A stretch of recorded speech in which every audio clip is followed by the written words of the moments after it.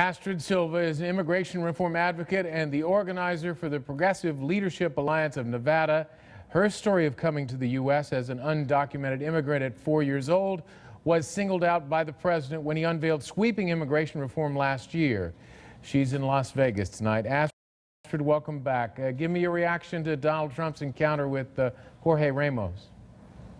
I think it's something that we've been expecting. We know that this is what the type of conversation that Donald Trump has been having about our communities, our families, and it's not surprising that this is a way he would direct himself as someone who's asking real questions. Well, what do you find offensive about his comments? Well, I mean, in reality, our families are looking for policy answers, and what he's giving is evading them, and by throwing out Mr. Ramos, it just shows that he's not ready to have that conversation about real policy that our family needs. And in regard to his comments, it's just, you know, the continued rhetoric that's dangerous for the community. His poll numbers, as he speaks, continue to rise. What does that say about the country? Well, Mr. Trump is a reality TV star. He's like the Kardashians. But when people talk about policy, here in Nevada, we had Sharon Engel, who rose in the polls, who fundraised money off of talking bad about immigrants, about Mexicans, about Asians, and today she's not our senator, and we have somebody else. What are you hearing in the Latino community about what Donald Trump is saying and his candidacy?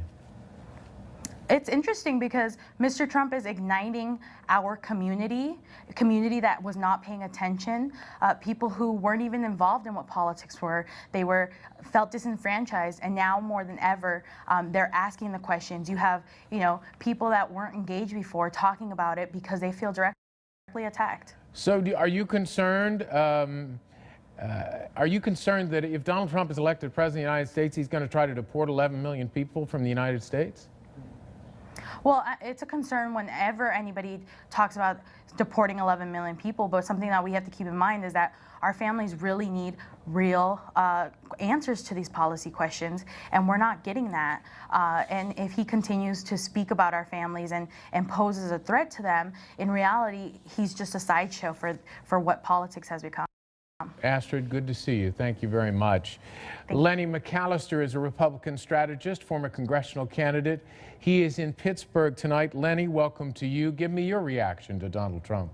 Well, Donald Trump is a reality show star, and as long as this is a reality show and not a presidential campaign, Donald Trump is going to be at the top of the polls. And right now, we're still in August, just about to go into September. This is still a reality show. What's the difference?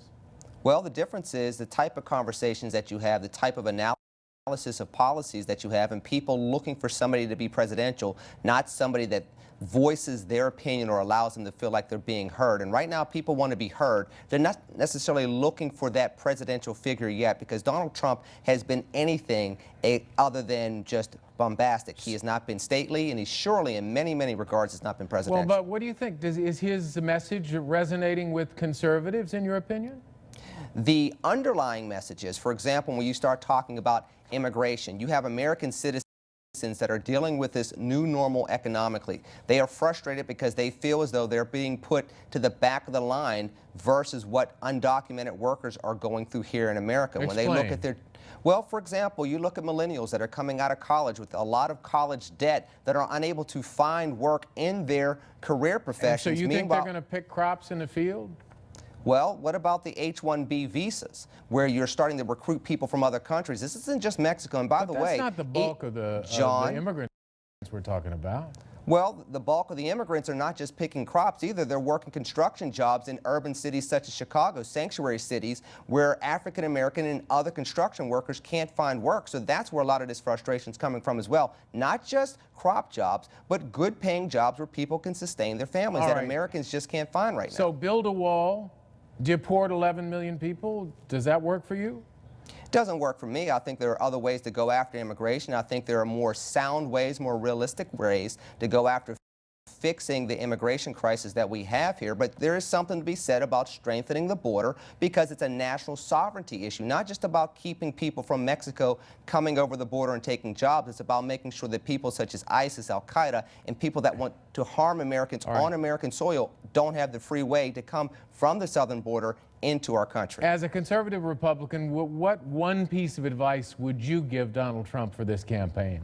I think he needs to start moving forward with a policy message that is incremental, that allows him to look presidential, something that can be implemented, that can be solution-oriented and not just rhetorical. He has to change the tone and be solution-oriented and look like an executive that can get things done, not just a guy that says what people are feeling. We'll see whether he listens. Lenny, it's good to have you on the program. Thank you very much. God bless.